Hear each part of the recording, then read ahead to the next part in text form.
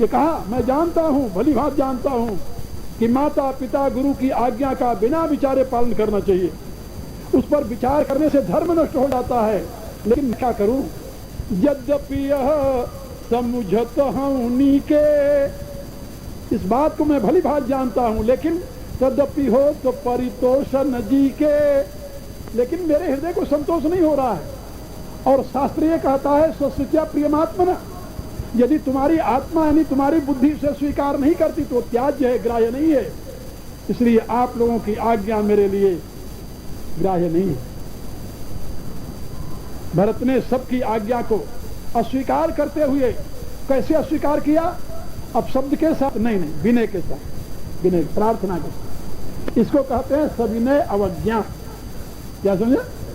हाँ, सविनय अवज्ञा। आपकी बात ठीक है, गलत नहीं है, लेकिन मेरी आत्मा को प्रिय नहीं, मैं क्या करूं?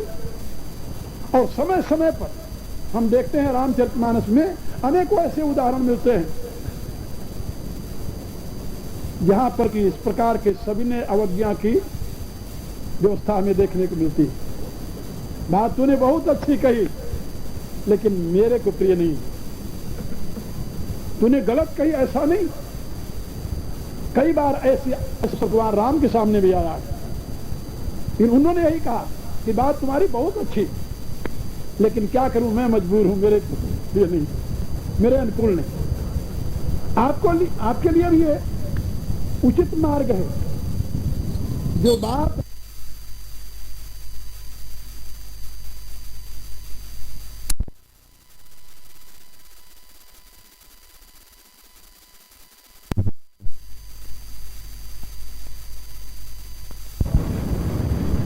यही बात भरत ने कही। तो यहां पर भरत द्वारा निर्णित जो मार्ग है वो कौन सा मार्ग है?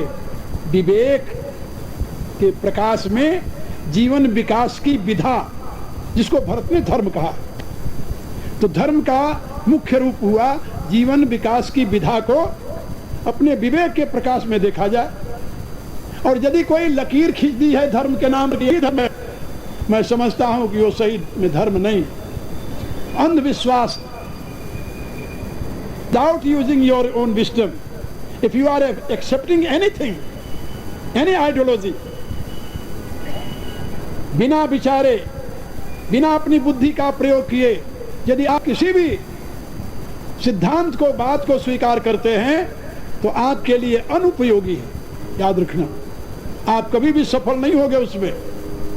एक बात और मैं बताऊं कि यदि दूसरे के बुद्धि के प्रकाश में ही आपको देखने के लिए भगवान ने नियत किया होता तो आपको स्वयं बुद्धि न देता। आखिर भगवान के विधान से ही आपको बुद्धि मिली है ना, आप अपने आप तो गढ़े नहीं। आप कहेंगे हमारी बुद्धि तो हमारे कर्मानुसार है। तो मैं आपसे यदि पूछूं कि मनुष्य जीवन से इतर योनियों में कौन सा शुभ कर्म किए थे आप, तो आप क्या बताएंगे? मनुष्य जीवन में आने से पूर्व 84 लाख योनियां हैं। स्थावर विस्तेर लक्षम, जलजम च 9 लक्षकम, कृमश्च रुद्र लक्षम च 10 लक्षम च पक्षिणाम, 30 लक्षम पशूनां च 4 लक्षम च वानरा। ये 84 लाख योनियां हैं। ततो मनुष्यता प्राप्त, उसके बाद में आपको मनुष्य योनि मिली। अब आप बताइए, मनुष्य योनि से इतर कोई योनि है जिसमें आपने बहुत अच्छे कर्म किए हो? नहीं, कोई योनि नहीं। वहां कर्म करने का विधान ही नहीं है। There is no facility, because intellect is the root cause of action.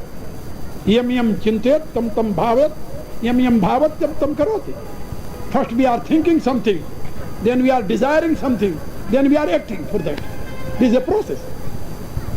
दुनिया में जितने मनुष्य, कल भी मैंने बताया था कि सारी दुनिया को मैं कई बार घुमा हूं, और जहां भी मैं गया हूं कभी मनुष्य जिसके पास ढाल और हित न मिले, सबके पास नहीं। ये हिंदुओं को ही भगवान ने प्रोवाइड नहीं किया है, ये मुसलमान या क्रिश्चियनों को ही प्रोवाइड नहीं किया है। यहूदी कहते हैं हम तो चूजन पर्सन हैं गॉड के, उन्हीं को प्रोवाइड नहीं किया है। Due to that I am saying every person is chosen person for God.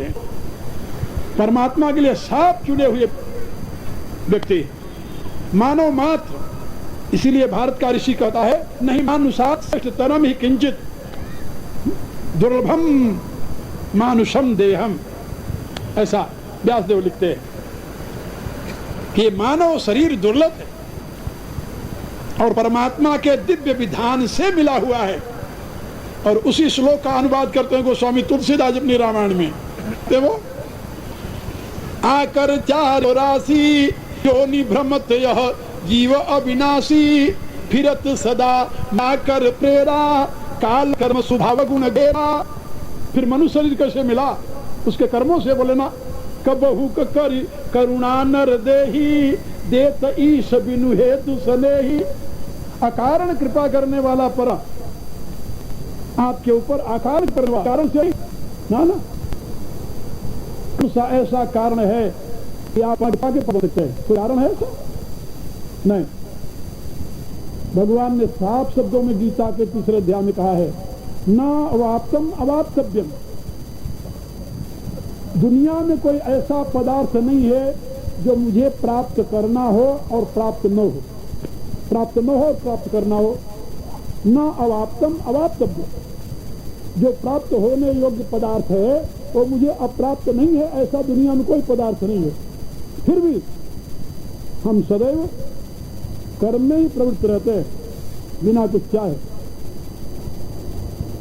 तो भगवान को क्या चाहिए आपसे? आप क्या दे सकते हैं भगवान? सोचिए जरा, उसकी सृष्टि में ये कनके के बराबर भी अपना अस्तित्व नहीं है। कभी कभी हम जब चिंतन करते हैं कॉस्मोलॉजी का, तो ये लगता है कि अपना तो कोई वजूद ही नहीं है सृष्टि में। इस अनंत सृष्टि को देखिए जरा, चिंतन कीजिए तो countless stars, countless nebulas, countless galaxies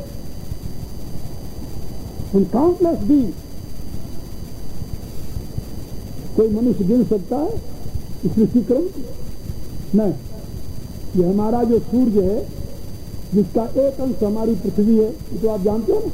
और पृथ्वी से कितने हजार गुना बड़ा सूर्य है, यदि आपको मालूम पड़ा होगा। और ऐसे सूर्य एक नेबुला में, एक नेबुला, इसको नेबुला नाम रखा है। हमारे यहाँ इस सौर्य मंडल को अंड कहा गया, अंड। और अनेकों सौर्य मंडल का जो एक ग्रुप है उसको ब्रह्मांड कहा गया है, तो ब्रह्मांड कहा गया। और ऐसे अनंत ब्रह्मांड का जो एक आधार है उसको विराट कहा गया है। रोम रोम महलागे कोटि कोटि ब्रह्मांड, उसको विराट कहा गया है। और वो विराट ब्रह्म की अभिव्यक्ति है। ततो विराट जायत विराजो अधिपुरुष, ऋग्वेद कहता है। तो एक नेबुला में, यानी एक ब्रह्मांड में हमारे सूर्य ऐसे 72 बिलियंस, क्या समझे? 42 billions, 42 billions stars are in one nebula. 42 billions, billions में आने 42 अरब सूर्य हमारे एक नेबुला में, सूर्य मंडल जिसका ये मेंबर सूर्य है। And among those our sun is one. And how many nebulas are? Astronomers declared that they counted 72 million nebulas, not only sun, stars. उन्होंने अब तक गिना है 72 मिलियन नेबुला। 10 लाख का 1 मिलियन होता है। अब आप काउंट कर लें। और वो इतने में इतनी नहीं है। They declare nobody can know how many nebulas are there and how many galaxies are there, जिसको हमारे यहाँ आकाश गंगा कहते हैं। मेरे कहने का अभिप्राय, सृष्टि अनंत है, अनंत। और उस अनंत सृष्टि में अपना क्या वजूद है? सोचो जरा। नारी नर का संयोग हुआ, 2 बूंद मिला गंदा पानी, हा? 1 ड्रॉप सीमन में 5 अरब स्पर्म होते हैं, 5 अरब। वैज्ञानिकों ने गिन करके बताया। और इस तत्व का अनुसंधान करने वाला भारत का एक महापुरुष रहा है, नाम आप लोगों ने सुना होगा, जिसको कहते डॉक्टर खुराना, जिसको नोबेल पुरस्कार मिला था इसी अनुसंधान के ऊपर। उसने अनुसंधान करके ये बताया कि एक ड्रॉप सीमन में 5 अरब स्पर्म होते हैं, उसमें से एक स्पर्म नारी के एक के साथ मिल करके तो वहां गर्भ बनाता है। अपना वजूद क्या है? एक ड्रॉप का 5 अरबवां हिस्सा। Can you divide that? No. Veda क्या कहता है? बालाग्र शतभागस्य शतधा कल्पितस्य च भागो जीवा सविज्ञ चानन्त्याय कल्पते। एक बाल के नोक को 10,000 टुकड़ा किया जाए। नोक को, बालाग्र, बाल के अगले भाग को 10,000 टुकड़ा किया जाए, उसमें से जो एक टुकड़ा हो गया वो जीव का अपना अस्तित्व है, हमारा आपका अस्तित्व है। आप बताइए, तो आप भगवान को क्या दे सकते हैं भाई? और कैसे उसे प्रसन्न कर सकते हैं? कैसे उसे मजबूर कर सकते हैं कि वो आप पर कृपा करे? नहीं, this is not result of your own action my dear, this is the result of his divine mercy, his divine grace. कबहु करी करुणा नर देही, देत ईश बिनु हेतु सनेही। करुणा निधान भगवान जो अकारण करुणा वरुणालय है, वह बिना किसी कारण के आपको मनुष्य शरीर दिया। दुर्लभम मानुषम देह। तुलसीदास जी ने तो यहां तक लिखा, यह भरत खंड समीप सुरसर थल भलो संगति भली। कहा तुम्हें मनुष्य शरीर कहां मिला? कहा भरत खंड में। भारतवर्ष के 9 खंड हैं, उसमें ये भरत खंड है जिसमें हम आप रहते हैं। भारतवर्ष इस पूरे पृथ्वी का नाम है। श्रीमद् भागवत में खारे समुद्र से घिरा हुआ जो भूमंडल है उसको भारतवर्ष कहा गया है, श्रीमद् भागवत। तो खारे समुद्र से घिरी हुई क्या है? ये पृथ्वी है। तो सारी पृथ्वी का नाम है भारतवर्ष। और इस वर्ष में 9 खंड हैं, जिसको आप द्वीप कहते हैं। और उसमें एक द्वीप ये है जहां आप रहते हैं, इसको क्या कहते हैं? भरत खंड। तो तुलसीदास जी लिखते हैं, यह भरत खंड जो है ये तो परम पवित्र है, क्योंकि ये ऋषियों की भूमि है। इसका एक दूसरा नाम आर्यावर्त है। श्रेष्ठ पुरुषों का बार बार यहाँ जन्म होता है। आर्य माने श्रेष्ठ, आवर्त माने पुनः पुनः पैदा होना। तो ये आर्यावर्त है, श्रेष्ठ पुरुषों की जन्मस्थली है। यह भरत खंड समीप सुरसर, क्योंकि इसमें गंगा जमुना आज पवित्र नदियां बहती है। थल भलो संगति भली, ऋषियों का साथ मिलता है आपको। लेकिन वो क्या कहते हैं? तेरी कुमत कायर कल्प बल्ली चाहत विष फल फली। अरे कायर, तेरी ये मति कुमति हो करके जो कल्प बल्ली है वो विष का फल फलना चाहती है। यानी जिस बुद्धि से तुम परमात्मा तक पहुंच सकते हो, उसी बुद्धि को तुम विषयों में लगा रखा है। तो अपने हृदय की व्यथा व्यक्त करते हुए कहते हैं, तो मेरे कहने का अभिप्राय कि धर्म का निर्णय विवेक से होता है। भरत का विवेक जागृत हुआ, उन्होंने धर्म का निर्णय कर लिया। सब कहते रहे, उन्होंने नहीं स्वीकार किया। और जो निर्णय का सबने समर्थन किया, सबने कहा भरत कहीं सराही सराही, ये राम प्रेम मूर्ति तनुआही। सब कहते हैं कि भरत तो साक्षात राम के प्रेम की मूर्ति है। मेरे कहने के अभिप्राय कि धर्म के कितने भेद हो गए? एक तो वह विधि निषेधात्मक धर्म, त्रयी धर्म। एक मनु द्वारा प्रतिपादित गुणात्मक धर्म, एक कणादि द्वारा प्रतिपादित विवेकात्मक धर्म, और व्यवहार में लाए हुए ऐसे महापुरुष हैं जिन्होंने उसे प्रतिष्ठित किया और दुनिया के सामने आदर्श प्रस्तुत किया। और उसी धर्म को भगवान गीता में क्या कहते हैं? ज्ञान विज्ञानात्मक धर्म। ये धर्म कैसा है? ज्ञान विज्ञानात्मक, न तो विधियात्मक, न तो निषेधात्मक। ज्ञान विज्ञानात्मक। जहां पर 9वें अध्याय में राजगुह्या राजविद्यम पवित्रम इदम उत्तमम प्रत्यक्षावगमम धर्मम शुष्कम कर्तुमभ्यम। क्या कहा? यह धर्म प्रत्यक्षावगमम है, यानी अभी करो, अभी रिजल्ट ले लो। और दूसरे धर्म कैसे हैं? कहा वो मरने के बाद तुम्हें वहां भेजेंगे स्वर्ग में। मर जाओगे, मेहनत करो, खूब सत्कर्म करो, यज्ञ करो, दान करो, तप करो, या और कोई अंधविश्वास के आधार पर कर्म करो, तो मर करके जब स्वर्ग, मरने के बाद मर करके जब यहाँ से चलोगे तब वो धर्म तुम्हें स्वर्ग में ले जाएगा, हिंदू विचारधारा के अनुसार। लेकिन ईसाई विचारधारा के अनुसार, इस्लाम विचारधारा के अनुसार मरने के तुरंत बाद तुम स्वर्ग में नहीं जा सकते। मरने के बाद उस कब्र में रहोगे, कब्र में। एक शायर ने लिखा,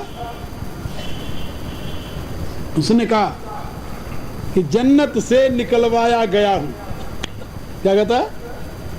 जन्नत से निकलवाया गया हूं, स्वयं नहीं, खुद नहीं, धक्के मार कर लाया गया हूं। जमी पर पांव रखने की सजा तो देखो, जमी के नीचे दफनाया गया। वो कहता है इस पृथ्वी के ऊपर पांव रखने की सजा देखो, किसके नीचे दफनाया गया हूं। कब तक दफनाया रहेगा कुछ पता नहीं है। When that judgment day will come, जब कयामत का दिन या न्याय का दिन आएगा, तब बेचारा उस कब्र से उठ करके बाहर आएगा। कब आएगा? Nobody knows that. Only imagination. Because not decided. कोई नहीं जानता। इसलिए जब मैं पश्चिम में प्रचार करता हूँ तो वहाँ पर टेलीविज़न पर, रेडियो पर, वैसे भी जो लोग प्रश्न करते हैं उन पर साफ शब्दों उनको चैलेंज करके कहता हूँ कि if you want to go heaven after death, you must go to church. They have agency, they will send you there. But when they will send, they don't know. But if you want to enjoy heavenly enjoyment in your present life, come to me, come to me. I will give you that knowledge. In the light of it, you will enjoy more than heavenly enjoyment. Your life will be perfectly blissful. यदि तुम मरने के बाद स्वर्ग जाना चाहते हो तो चर्च के पास जाओ। चर्च वाले के पास एजेंसी है, वो तुम्हें भेज देगा। आप लोग जानते होंगे शायद, दो पुस्तकें हैं, एक ओल्ड टेस्टामेंट, दूसरी न्यू टेस्टामेंट। टेस्टामेंट माने जानते हो क्या होता है? टेस्टामेंट माने होता है समझौता, यानी कॉन्ट्रैक्ट। तो न्यू ओल्ड टेस्टामेंट का अर्थ है पुराना समझौता। वो किसने किया था? मोसेस ने किया था, यानी गॉड के साथ। वो पुराना समझौता हो गया। अब ईसाइयों ने कहा कि नहीं, वो तो यहूदियों का पुराना समझौता तो खत्म हो गया।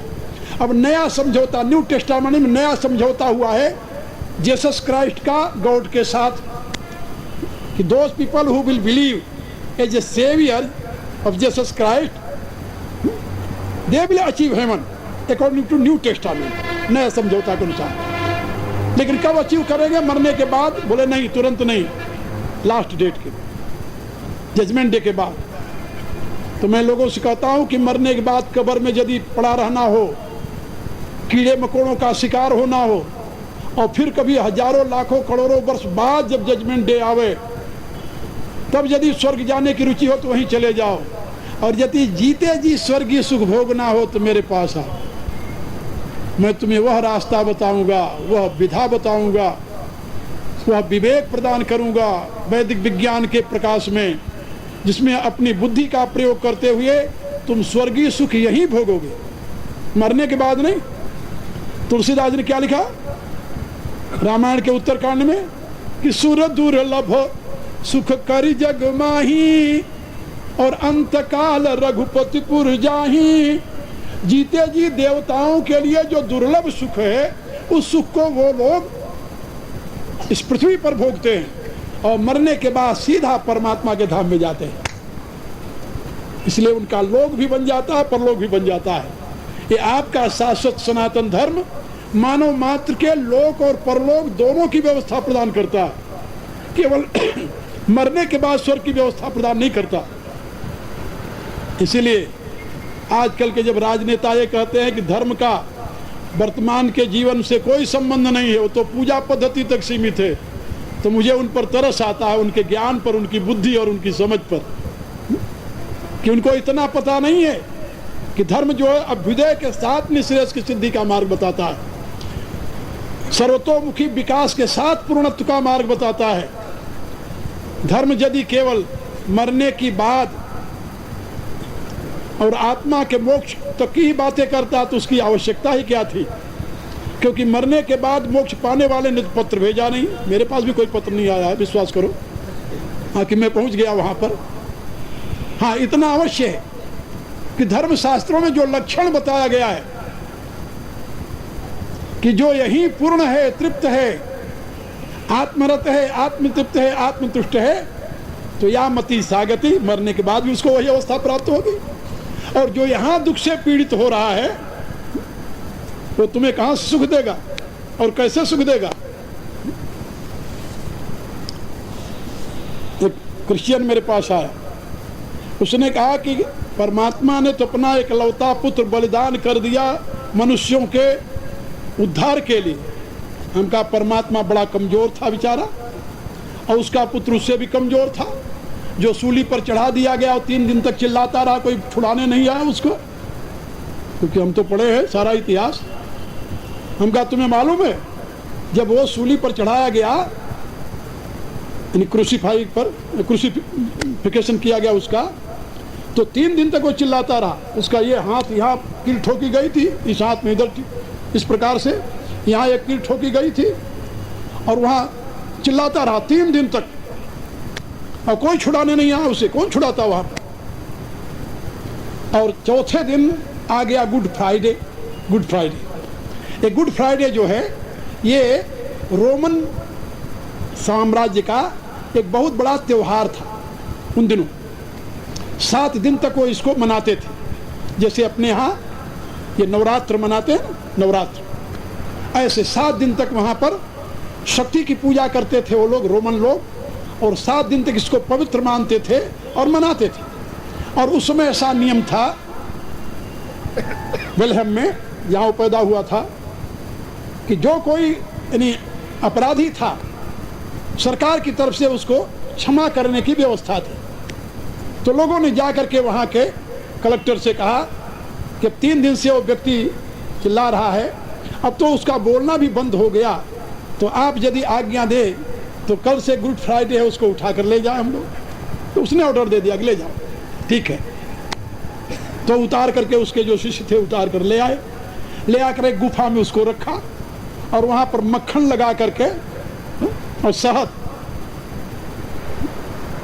शहद और मक्खन के द्वारा उसका इलाज किया, तो वो जी गया। एक शास्त्र कहता है जी गया, एक कहता है नहीं जिया, दोनों के अलग अलग मत हैं।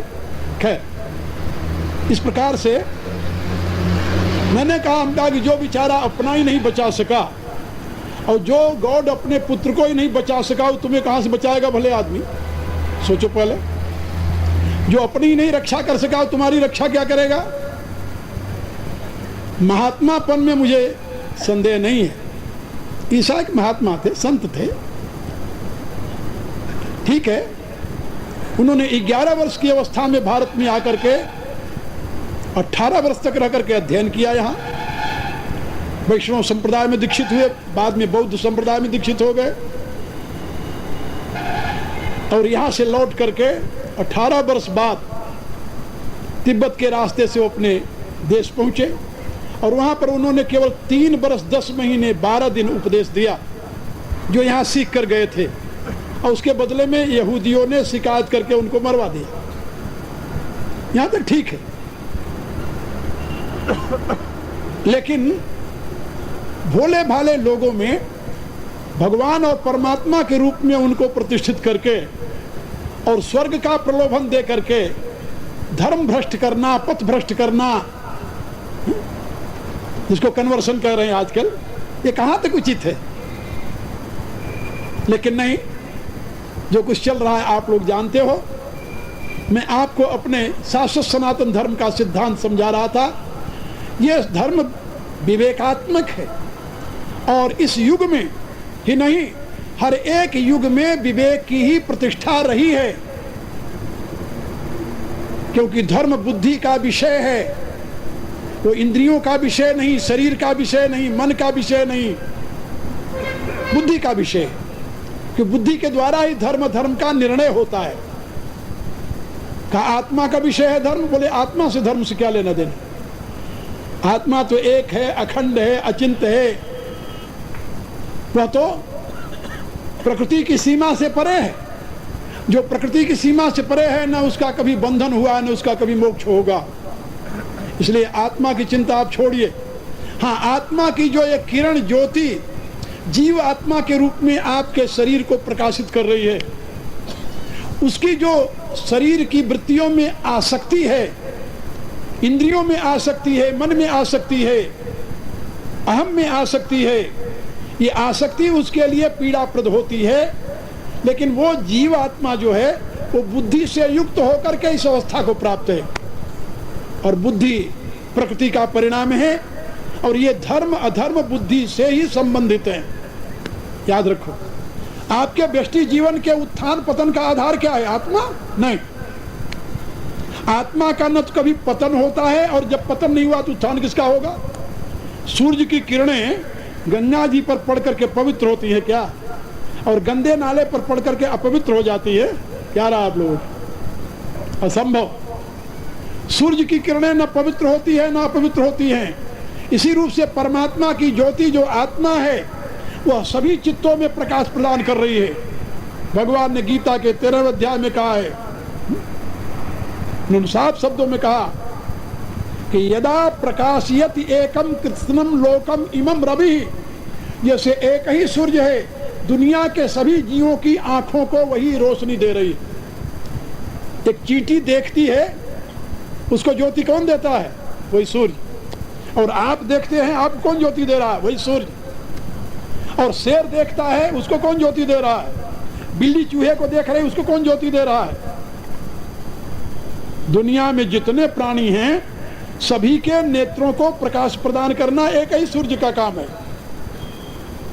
तो यथा प्रकाशयति लोकम कृष्णम लोकम प्रकाशयति यथा एकम इमम रवि, जैसे एक ही सूर्य दुनिया के सभी प्राणियों के नेत्रों को प्रकाश प्रदान करता है, जिससे वो देखते हैं। आपका नेत्र बहुत सुंदर हो, बिल्कुल, और बहुत सुंदर रूप आपके सामने हो, और यदि वहां प्रकाश न हो तो आप देखेंगे क्या रूप को? क्या रहा आप लोगों के? असंभव। Nobody can see any beautiful thing without light. So light is the projection of sun, nothing else. ये जो स्पेस से विद्युत शक्ति है, ये भी सूर्य का ही प्रकाश है। जो पृथ्वी पर आप ईंधन में अग्नि जलाते हैं, ये भी सूर्य का ही प्रकाश है। ये सूर्य की ही वह ऊर्जा, सूर्य का ही तेज प्रकाश का मूल स्रोत है। तो जैसे एक ही सूर्य सारे प्राणियों के नेत्रों को प्रकाशित करता है, भगवान कहते हैं इसी प्रकार से सारे चित्तों को प्रकाशित करने वाला या सारी बुद्धियों को प्रकाशित करने वाला एक ही परमात्मा है। क्षेत्रम क्षेत्री तथा कृष्णम प्रकाशयति भारत। हे अर्जुन, उसी प्रकार से एक ही परमात्मा सभी के बुद्धियों को प्रकाशित कर रहा है। तो सभी के बुद्धियों को प्रकाशित करने वाला परमात्मा एक है, अखंड है, अनंत है, निष्कलम निष्क्रियम शांतम निर्वध्यम निरंजनम अमृतस्य परम से तुम दग्धन धन्यवानलम, वेद कहता है। इसलिए उसका न कभी पतन होता है न कभी उत्थान होता है। आपके पतन का, आपके उत्थान का दायित्व तो आपकी बुद्धि पर है। बुद्धि नाशात प्रणश्यति, यदि बुद्धि का नाश हुआ तो आपका नाश हो गया, और बुद्धि का यदि विकास हुआ तो आपका विकास हो गया। वह व्यक्ति, वह जाति, वह समाज, वह राष्ट्र उतना ही विकसित होता है जितना उसकी बुद्धि विकसित होती है। याद रखो। इसीलिए हमारे ऋषियों ने कहा कि यदि किसी देश को महान बनाना हो तो उसे बुद्धिमान बनाइए, किसी व्यक्ति को महान बनाना हो तो उसे बुद्धिमान बनाइए, किसी जाति को महान बनाना हो तो उसे बुद्धिमान बनाइए। आजकल तो उल्टा ही रिवाज चल रहा है।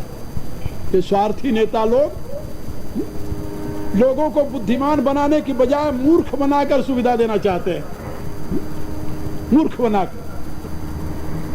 अरे भाई, जब without ability, if you will find any kind of right without ability, बिना योग्यता का जब आपको अधिकार की व्यवस्था हो जाए तो क्या आप कभी योग्यता के संपादन में प्रवृत्त होंगे? क्या राय आप लोगों की? नहीं होंगे। हा? और मैंने कहा लोगों से, हम कहा देखिए, हमारे पूर्वज एक व्यवस्था दी, पता नहीं कब से चली ये व्यवस्था, पता तो है लेकिन बताऊंगा नहीं क्योंकि हमारे पास इतना समय नहीं इस प्रकार की वार्तालाप करने का। इतना अवश्य बताऊंगा कि बिना योग्यता के हमारे लिए अधिकार सुरक्षित कर दिया। कोई व्यवस्था नहीं होगी। राजा अयोग्य है तब भी वो राजा का लड़का राजा बनेगा, अयोग्य हो भले। जबकि व्यक्ति अयोग्य है तभी छत्री कहा जाएगा, शक्तिहीन है वो। जबकि छत्री शब्द का अर्थ होता है क्षतम त्रायते छत्री, जो दुखी व्यक्तियों की रक्षा करे वो छत्री है। लेकिन ये शक्ति नहीं है। बिल्ली के मांगू कहने से भी डर जाता है, लेकिन अपने आप को ठाकुर साहब दिखेगा वो। और इसी प्रकार से काला अक्षर भैंस बराबर है, लेकिन हम द्विवेदी बनेंगे, त्रिवेदी बनेंगे, चतुर्वेदी बनेंगे, पता नहीं क्या क्या बनते जाएंगे। अब बनते रहे हैं।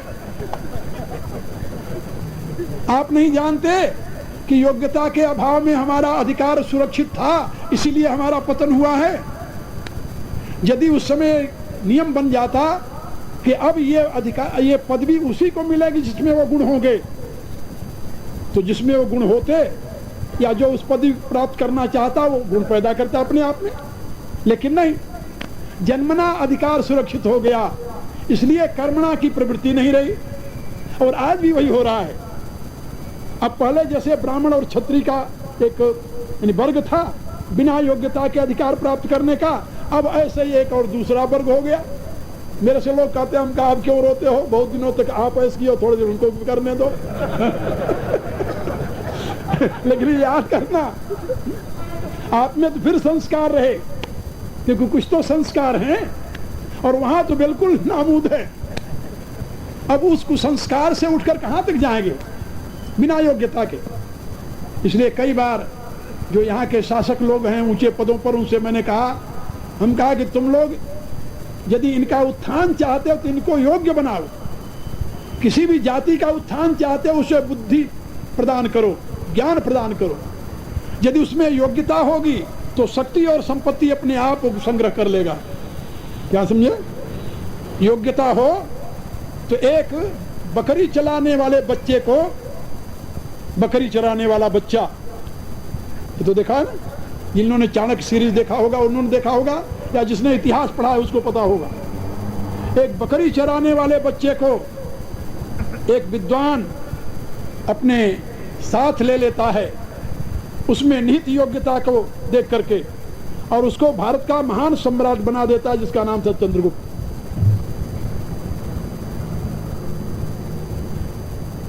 कैसे बना दिया? उसमें योग्यता का सृजन करके।